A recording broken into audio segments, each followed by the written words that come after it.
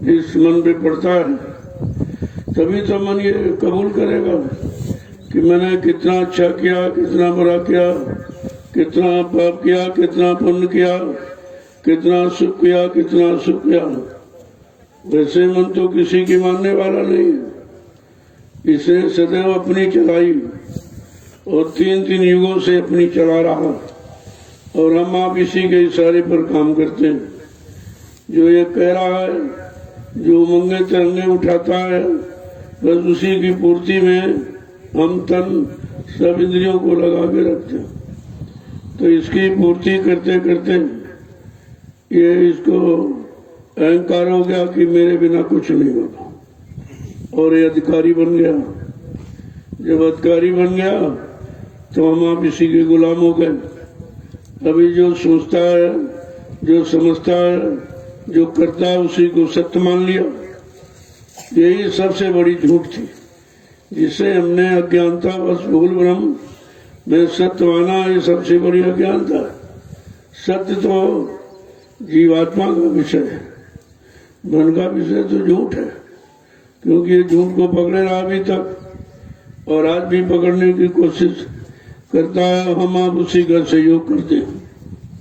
इसलिए सत्संग बच्चों को तान के सुना कर, बिल्कुल एक टक, एक दृष्टि लगाकर, तो फिर वचन धीरे धीरे अंदर प्रवेश करते हैं। वो आगे भाई इधर तुम्हारे में, उधर पीछे बैठ गए, उधर तो समझ में आपके कुछ नहीं आएगा।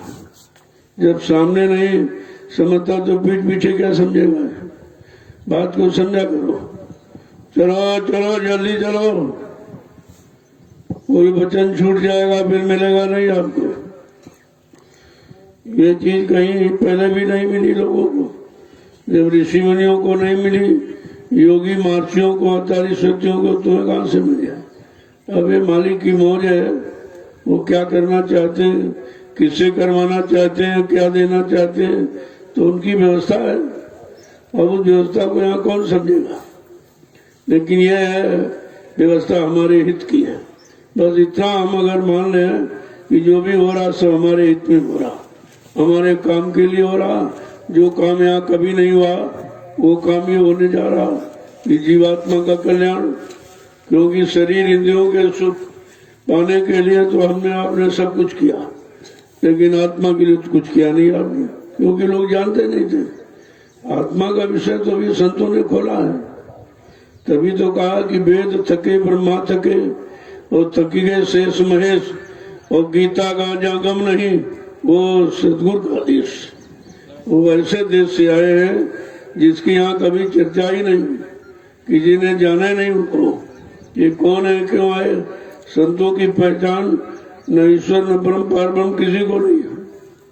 देखो कितनी बड़ी शक्ति होती है संत महापुरुष, और हम उसको बहुत हल्के पुल्के में लेते हैं। अपने समान शरीर वाला समझते हैं, अपने समान इच्छा रखने वाला, अपने समान लाभ पाने की इच्छा रखने वाला समझते हैं, जबकि उनका इससे कोई संबंध नहीं। वो जो कुछ करेंगे वो जीवों के लिए करेंगे। क्योंकि जीवात्मा के लिए अगर मत लोग मंडल में कोई आया तो केवल संत महापुरुष है। बाकी सब शरीर इंद्रियों के लिए आते जाते रहे, और उन्हीं के कर्म करते रहे। तो कभी राजा बन गए, कभी धनी मानी, कभी भिखारी बन गए। मतलब ये तो सब कुछ हुआ, लेकिन जिस काम के लिए मानव तन मिला है वो काम नहीं हुआ। वो जीवात्मा को जगाने के लिए मिला और प्रभु से मिलाने के लिए मिला। न जगी न प्रभु से मिली तो काम तो कुछ हुआ ही नहीं जिस काम के लिए आए। लेकिन धीरे धीरे अभी तो जानकारी दी जा रही, क्योंकि ये जानकारी यहाँ किसी ने दी नहीं। जो भी जानकारी मिली हमें को शरीर इंद्रियों के भोगों को पाने के मिली, लेकिन नाम योग का तो संदेश किसी ने दिया नहीं, युक्ति किसी ने दी नहीं, और ऐसी कृपा मेहरबानी किसी ने की नहीं।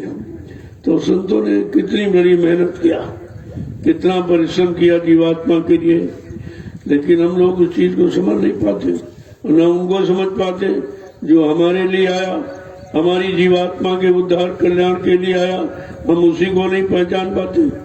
भाई किस काम के लिए आए, क्यों आए, क्यों इतनी मेहनत कर रहे हैं, क्यों वो दिव्यालौकिक संदेश सुना रहे हैं, जीवों को जगा रहे हैं, ये काम क्यों कर रहे हैं। अगर हमदर्दी नहीं तो कैसे करते?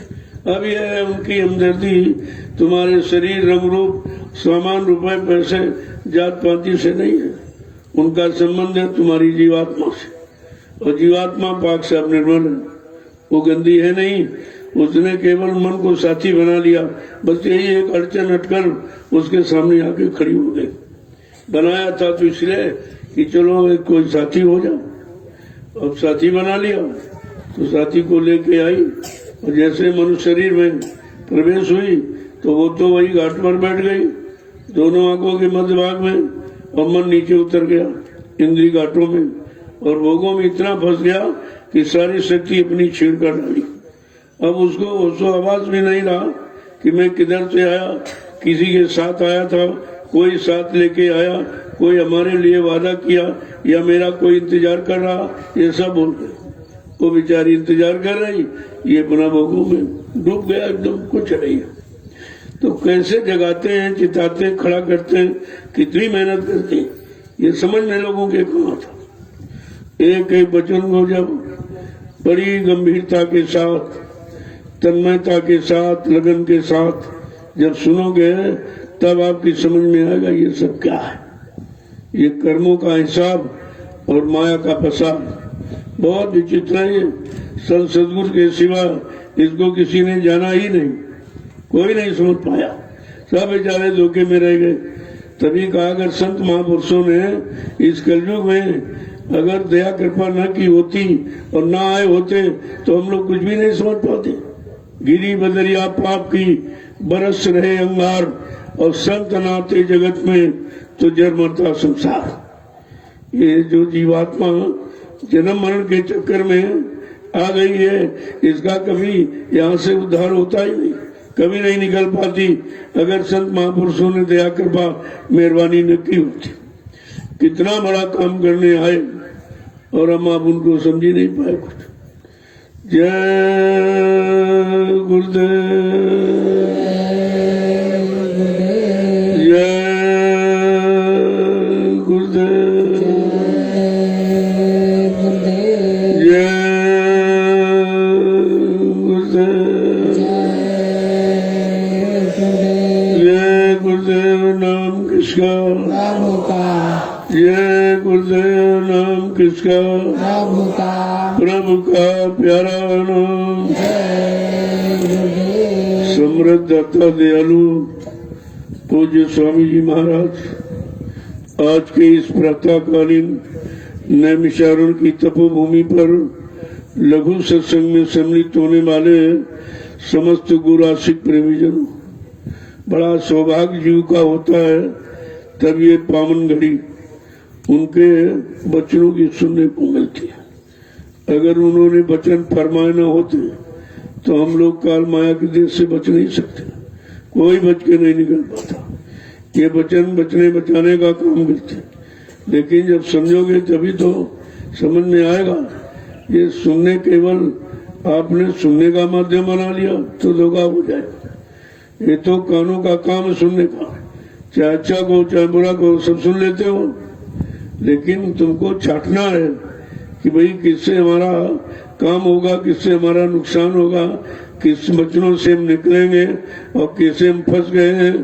तो फंसने का कारण और निकलने का कारण, जब दोनों चीजें समझोगे तब जल्दी समझ में आ जाएगा और जल्दी आपका काम भी हो जाएगा। तो संत महापुरुष जब इस कलयुग में पधारे, उन्होंने अपनी जीवात्मा को जगाने का काम किया और भोगों की तरफ ले जाने वाला काम नहीं किया। मन को जगाने का काम उधर फंसाने के लिए नहीं किया। अपनी जीवात्मा को, अपने को सबको चिंता होती, भाई पड़ोसियों को थोड़ी चिंता होती, क्योंकि जीवात्मा न ये ब्रह्मा की है, न विष्णु की, न शंकर की है, न रामकृष्ण की, न देवी देवताओं की। जीवात्मा सब मालिक है, किसी की नहीं है। इसलिए जिसकी जो चीज है उसी को चिंता होती, उसी को मतलब यानी ये होता कि जल्दी से मतलब इनको निकालो और इनको घर ले चलो। बहुत दिन हो गए, बहुत काल यानी युग गुजर गए, यहाँ फंसे फंसे, जो भी आए वो भी फंस गए। निकलने की बात तो किसी ने की नहीं, फंसने फंसाने के लिए सबने बताया कि तपस्या करो, त्याग करो, संयम करो। ये काम तो केवल शरीर इंद्रियों को लाभ देने वाले हैं। रात पाट मिल जाएगा, धन दौलत मिल जाएगी, बाल बच्चे मिल जाएंगे, पद पत्नी मिल जाएगा, घर मकान दुकान है सब, लेकिन ये सामान तुम्हारा नहीं है, क्योंकि तुम आए थे नंगे अकेले। माँ के गर्भ से हम सब नंगे अकेले ही पैदा होते। ये तो सामान किसी ने बीच में दे दिया हमको, क्योंकि उसके लोक में हम आए थे तो उसने सामान दे दिया। यदि अब सामान उसने दिया फंसाने के लिए, लेकिन हमने आपने समझा कि हमारा सहयोग कर दिया, उसने सामान दे दिया और उसी सामान में धीरे धीरे हम प्रयोग करने लगे। प्रयोग करते करते हम आदी हो गए, हैबिचुअली आदती हो गए हम। अब अगर उसके रह नहीं सकते तो कैसे फंसाया, मतलब यानी कितनी बड़ी चीज। तो जरा महापुरुषों के दो वचन सुन लीजिए। वो अपनी जीवात्मा सूरत रूह के लिए आए हैं, तो कैसे जगाते, कैसे पूछ रहे हैं। जय गुरुदेव। सुरति तू कौन कुमति उर जानी, सुरति तू कौन कुमत उर जानी, सुरति तू कौन कुमति उर जानी, सुरति तू कौन कुमत उर जानी। अब देखो कैसे समझा रहे हैं। ऐ जीवात्मा सूरत रूह, तेरे उलझने का फंसने का कारण क्या है? तू तो पाक साफ निर्मल पवित्र है, अजर अमर देश की रहने वाली है, और तू काल माया के किसी सामान का प्रयोग करती नहीं, फिर तेरे फंसने का कारण क्या है? तो क्या कह रहे हैं कि मन के साथ फिर भर मानी, मन के साथ फिरे भर मानी, मन के साथ फिर भर मानी, मन के साथ फिरे भर मानी।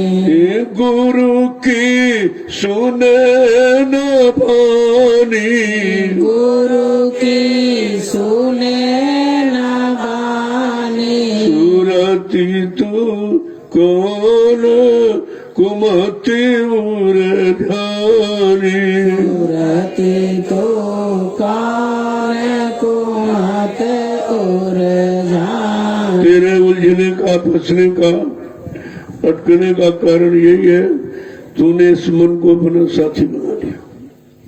मन भोगों का रसिया है और तेरा भोगों से कोई मतलब नहीं है। कहते कि जो सदगुरु दाता दयालु तुझे तेरे देश से आए तुझे निकालने के लिए, तो उनके वचन वाणी को क्यों नहीं सुनती?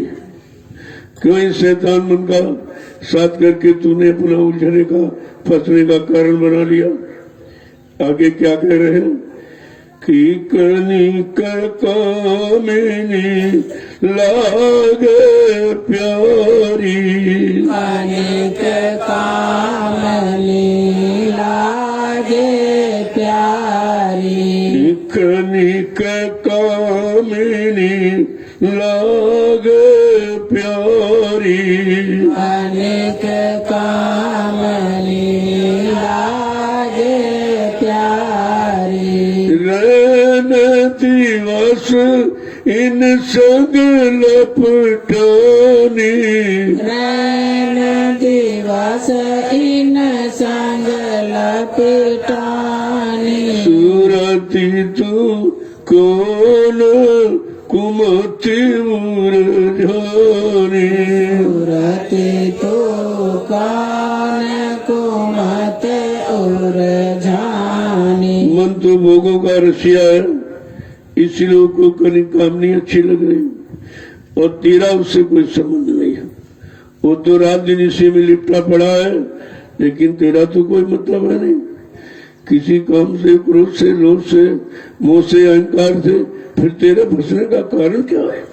आगे क्या करें कि मोह जाल ये काल बिछाया, मोह जाल काल बिछाया, मोह जाल ये काल बिछाया, मोह जाल काल बिछाया, दाना डाला जीव फसानी, दाना डाला जीव फसानी, सूरत तो कौन कुमत उर जानी, सूरत तो कौन कुमत कहते काल ने तो जाल बिछा दिया,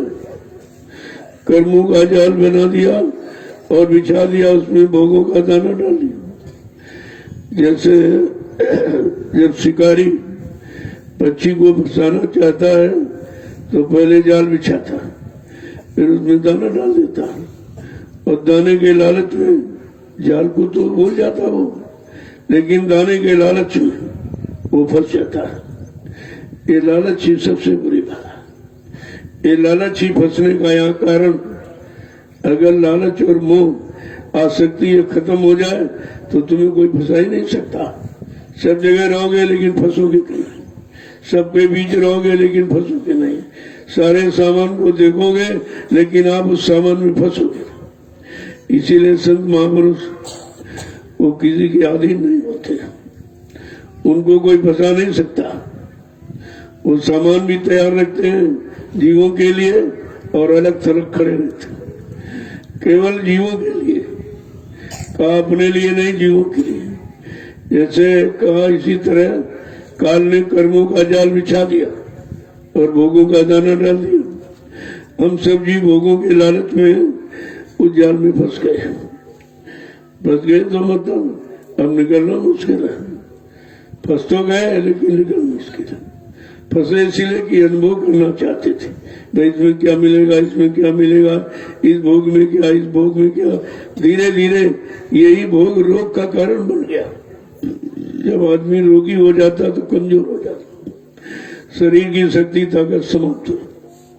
जब ये मन भोगों का यानी रोगी बन गया, अब रोग के कारण सारी शक्ति इसने अपनी छीन कर दी, खत्म कर दी। अब बेचारा इतना कमजोर हो गया कि होशो-हवास खत्म कि मैं किधर से आया, किसके साथ आया, कौन साथ में लाया, किसने मेरे लिए कोई वादा किया या मेरा वो बेसब्री से इंतजार कर रही, सब भूल गया। धीरे धीरे धीरे महापुरुष कैसे देखो जगाते हैं, कैसे होश में ले आते हैं, कैसे उसको अपना सामान देते पकड़ाते हैं, फिर कैसे घर की तरफ ले जाते हैं। ये कौन करेगा? किसी को आपसे हमदर्दी नहीं। हमदर्दी है तो केवल अपने काम की, अपने स्वार्थ लोभ लालच की हमदर्दी। तुम्हारा यहाँ कोई है ही नहीं। अब अज्ञानता भूल भ्रम में हमें कहना ये हमारा पिता हमारा, माता पत्नी हमारी, पति बेटा बेटी सब हमारे। अरे भाई तुम जब नंगे आए थे, अकेले आए तो तुम्हारा कैसे हो जाएगा? वो तो जिनका जिनका लिया था कर्म कर्जा, और आपने दिया नहीं। जब कर्जा लेने के लिए सब तुम्हारे बन गए। अगर रिश्ते न जोड़े जाते तो आप कर्जा नहीं किसी को दो। अगर ऐसे अचानक कह दिया जाए कि फला प्रांत में और फला जाति घर में तुमको 4 लाख रुपए देना कर्जा, तो आप मानोगे?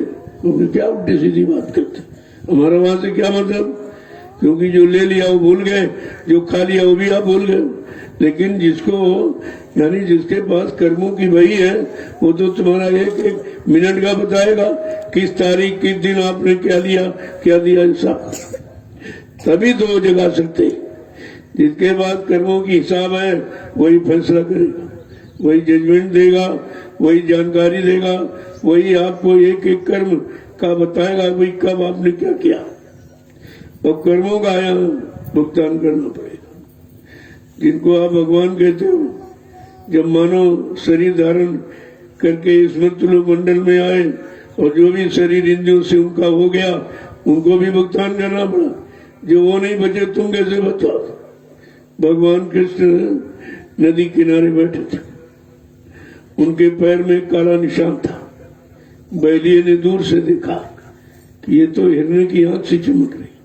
हिरने की आंख समझकर उसने ताक के बाण मारा, कृष्ण का पैर छिल्ली हो गया। बहुत जोर चिल्ला पड़े। उस बैलिए ने समझा शिकार हो गया, तो दौड़ के आया, देखा कृष्ण भगवान चिल्ला रहे। हाथ जोड़ के कहने लगा कि महाराज क्षमा कर दीजिए, ये धोखे में अपराध हो गया, ये अपराध धोखे में हो गया, आप क्षमा कर दीजिए। कृष्ण ने कहा नहीं, तुम्हारा कोई अपराध नहीं। रामावतार में तुम बाली थे, मैंने पेड़ के आड़ से तुमको धोखे से बाण मारा था, धोखे से बाण मारकर तुम्हारी हत्या की थी, इसलिए हमारा तुम्हारा ये लेन देन पूरा हो गया। देखिए भगवान जब उनको देना पड़ा तो इंसान पता नहीं किस गफलत में बैठा है, उसे भी नहीं मालूम, ले लिया वो देना पड़ेगा। नहीं दोगे कोई पागल हो जाएगा, कोई कुछ हो जाए, कुछ ये तुम्हारा सब निकल जाए। किसी का कर्म कर्जा आप रख नहीं सकते। यहाँ शरीर की स्थिति भी खराब हो जाएगी और उधर आप जा भी नहीं सकते, जीवात्मा भी नहीं जा सकती। सारे कर्म कर्जे को जब उतरवा दिया जाएगा, पाक साफ निर्मल पवित्र कर दिया जाएगा, तब जीवात्मा को यहाँ से ले जाएंगे। अब ये तो किसी को मालूम नहीं कि कौन कौन कर्जा चढ़ा हुआ और उसे कैसे उतारा जाए। ये तो केवल संत महापुरुषों को पता है कि कैसा किस तरह का आपने कर्म कर्जा अपने पर लाद रखा, किसको मारा, किसको काटा, किसको सताया, किसको अपमानित किया, बेचार कुपचार किया, झूठ छल कपट बेईमानी की, चोरी की, ये सब हिसाब है। ऐसा नहीं है कि मतलब आप समझते हो ऐसा ही, वो तो एक एक पल मिनट की घटना सब तुम्हारी नोट हो रही और तुम उसे समझ नहीं पा रहे हो। अगर वो घटना नोट नहीं करेगा, कर्मों की वही नहीं बताएगा, तो हिसाब कैसे चुकाएगा? हिसाब चुकता तभी होता है। तो आगे समझा के क्या कह रहे हैं कि मन के कारण है जीवात्मक तूने ऐसे को साथी बना लिया। ये है संग दोष। संग दोष संग लाभ दोनों होते हैं। आप किनके बीच रहते हो, किनके बीच बैठते हो और किनकी सुनते हो, किनको देखते हो, किनको छूते हो, किनकी कमाई का खाते हो, ये सब लगता है। ये सब दोष का कारण ही बन जाता है और हम इस चीज को जानते नहीं थे। ये तो सत्संग वचन अगर न सुनाए गए होते तो किसी को पता नहीं चलता कि हम अच्छे हैं कि खराब हैं, या कितने खराब कितने कुकर्म और पापी हम ऐसे कर्म करके आए हैं जिसका हमको होश ही नहीं है। आगे क्या कह रहे हैं कि तू अनजान पड़ी लालच में, अनजान पड़ी लालच में, तू अनजान पड़ी लालच में, तू अनजान पड़ी लालच में, बहुत हो तेरी हानि, बहुत होए तेरी हानि, सूरती तो कौन कुमति उरझानी, सूरती तो कौन कुमति। तो अज्ञानता में, अज्ञानता अंधकार में बैठी, तुझे तो मालूम नहीं है, और इस लालच में तू फंस कैसे गई? क्योंकि तेरा लालच कोई लेने का तो है नहीं, किसी भोग माया के किसी मतलब यानी चीज सामान की तुझको तो इच्छा भी नहीं है। तू फंसी क्यों है?